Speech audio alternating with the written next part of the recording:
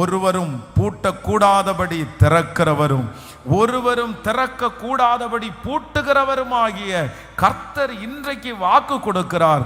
இதோ நான் உனக்கு ஒரு திறந்த வாசலை உனக்கு முன்பாக வைத்திருக்கிறேன், ஒருவனும் அதை பூட்ட மாட்டான். நீங்களும் நானும் ஆராதிக்கிற தேவன் யார் அப்படின்னா, நமக்காக திறந்த வாசலை உண்டு பண்ணுகிற கர்த்தர்.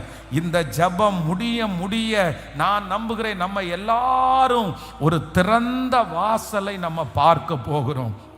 உங்க வேலையில ஆண்டவர் ஒரு திறந்த வாசலை கர்த்தர் தரப்போகிறார்.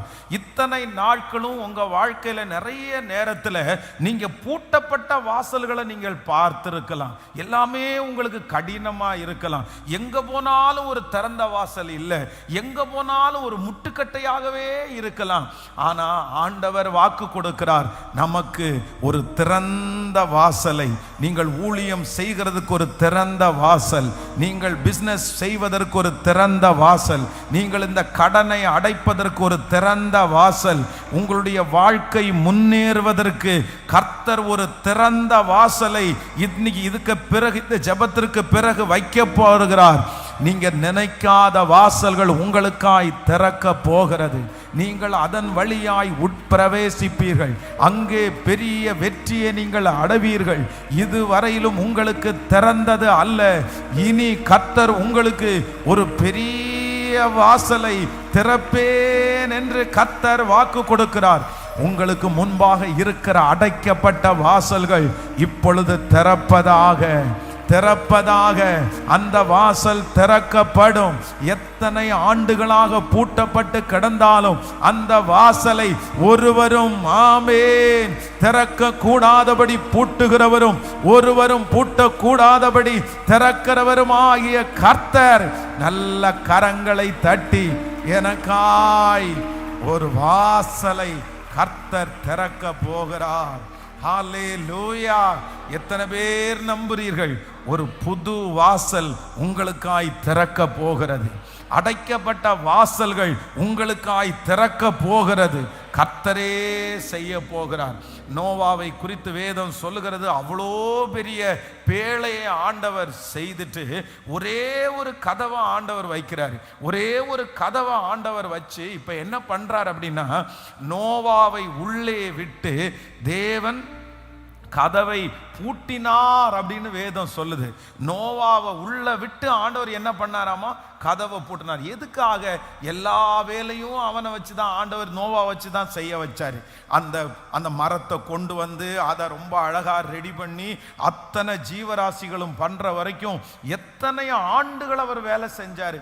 ஒரு பக்கத்துல பாத்தீங்கன்னா பேழை செய்யறாரு, இன்னொரு பக்கத்துல ஜனங்களுக்கெல்லாம் உபதேசம் பண்ணி இந்த மாதிரி அழிவு வருதுன்னு சொல்றாரு. அவ்வளவு கஷ்டப்பட்டு செஞ்ச அந்த மனுஷனுக்கு ஆண்டவர் வந்து அந்த கேட்டை சாத்துறதுக்கு கதவை பூட்டுறதுக்கு ஆண்டவர் என்ன பண்ணலைன்னா, நோவாவுக்கு வந்து பர்மிஷனே கொடுக்கல. அந்த இடத்துல ஆண்டவர் வந்து நின்று உள்ளே விட்டு கதவை அடைத்தார். ஒண்ணு என்ன அப்படின்னு சொன்னா, நோவாவுக்கு அறியாமலே ஆண்டவர் உன்னை கத்து கொடுக்கிறாரு. நீ இந்த பேழையில பிரயாணம் பண்ண போற, இதுல வந்து உன்னுடைய ஃபேமிலியும் நீ மட்டும்தான் இருக்கிறீங்க, மற்றதெல்லாம் மிருகங்கள் இருக்கிறது. சுத்தி உங்களுக்கு தண்ணி வரப்போகுது, நீங்க பயப்படுவீங்கன்னு எனக்கு தெரியும். ஆனா நீ ஒன்னு மனசுல நினைச்சுக்கோ, நான் உள்ளே விட்டு பூட்டுறதற்கு காரணம் என்னன்னா, நான் உன் கூட இருக்கிறேன். இந்த பேழையோடு கூட நீ மட்டும் அல்ல, நானும் உங்க கூட டிராவல் பண்றேன் அப்படின்றதை சொல்லும்படியாகத்தான் கர்த்தர் உள்ளே விட்டு கதவை அடைத்தார். ஆமென்.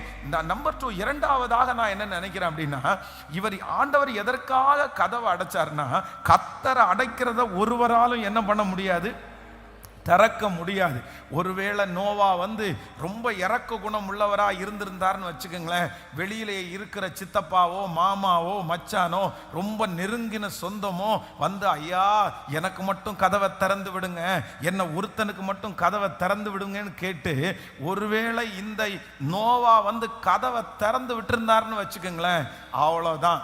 அந்த அந்த கப்பலோட எல்லாரும் சேர்ந்து தண்ணிக்குள்ள மூழ்க வேண்டியதுதான். அப்போ இவருடைய கையில சாவி இருந்தா இடையில போர் அடிக்குதுன்னு வச்சுக்கோங்களேன், குடும்பத்துல 4 பேருக்குள்ள ஏதாவது சண்டை வருதுன்னு வச்சுக்கோங்களேன், ஐயோ பேசாம நான் வெளியே குதிச்சிடுறேங்க அப்படின்னு கதவை திறந்து குதிக்கிறது கூட. அதனால நான் நம்புறேன், சில கதவுகளை நமக்காக ஆண்டவரே அடைக்கிறார். ஆண்டவர் உங்களுக்கு ஒரு கதவை அடைக்கிறார் அப்படின்னா நீங்க ஒன்று ரொம்ப கவனமா தெரிஞ்சுக்குங்க. கர்த்தர் ஒரு கதவை அடைக்கிறார்னா அதுல தீமை இருக்காது, அது நன்மையாதான் இருக்கும். தேவன் நமக்காக அடைக்கிற கதவிற்காக ஆண்டவருக்கு ஸ்தோத்திரம் பண்ணுங்க, கர்த்தருக்கு ஸ்தோத்திரம் பண்ணுங்க. நமக்கு தெரியாது, அதனுடைய விளைவு நமக்கு தெரியாது. ஆண்டவர் நம்மை பாதுகாக்கிறதுக்காக தான் சில நேரங்களிலே சில கதவுகளை அடைக்கிறார்.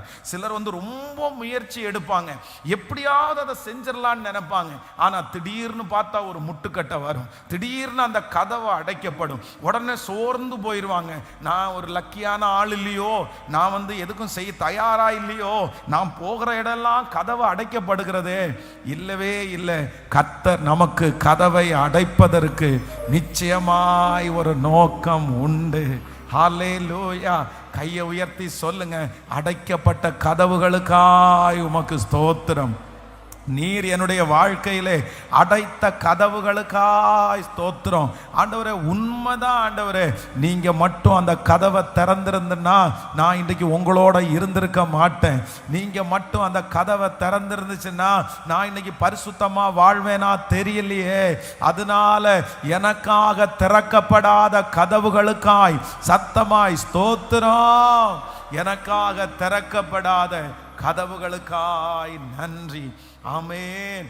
இந்த வார்த்தை நம் தலையின் மேல் அப்படியே நடக்கும். கர்த்தருடைய வருகை தாமதிச்சா புதிய வருஷத்துல உங்களுக்கென்று ஒரு புது வாசல் திறந்திருக்கிறத நீங்க பார்ப்பீங்க, நிச்சயமா பார்ப்பீங்க. ஆண்டவர் நமக்காய் கர்த்தர் திறந்த வாசலை இனி உங்களுக்கு ரொம்ப லெகுவாய் மாற போகிறது. ரொம்ப ஈஸியா கர்த்தர் சுதந்திரிக்க பண்ண போகிறார். இது கர்த்தருடைய தீர்க்க தரிசனமான வார்த்தை. நம்முடைய தேவன் யார் அப்படின்னா, அவர் திறக்கிறவர். குருடனுடைய கண்களை அவர் திறந்தவர். எத்தனை பேர் ஆமோதிக்கிறீர்கள்? அவருக்கு ஒரு நல்ல பேர் இருக்கிறது, அவர் திறக்கிறவர். அவர் திறக்கிறவர். எந்த இருதயத்தையும் அவர் நமக்காக திறப்பார். உங்க வீட்டிலே கடினமா இருக்கிற இருதயத்தை கர்த்தர் திறப்பாராக. எங்கெல்லாம் பூட்டப்பட்டு கிடக்கிறதோ அங்கெல்லாம் இந்த ஜெபம் முடிய முடிய ஒரு திறப்பு உண்டாகும். அந்த காரியம் திறப்பு உண்டாகும். பூட்டப்பட்டிருக்கிற அந்த காரியம் திறக்கப்படும். மறுபடியும் ஆண்டவர் நமக்கு திறப்பேன் என்று ஜெபிக்கிறவங்க அப்படியே ஜெபம் பண்ணுங்க. இந்த வார்த்தை எங்க தலைமையில நடக்கணும். பிரதர், உங்களுக்கு ஒரு புதிய திறந்த வாசலை கர்த்தர் வைக்க போறாரு.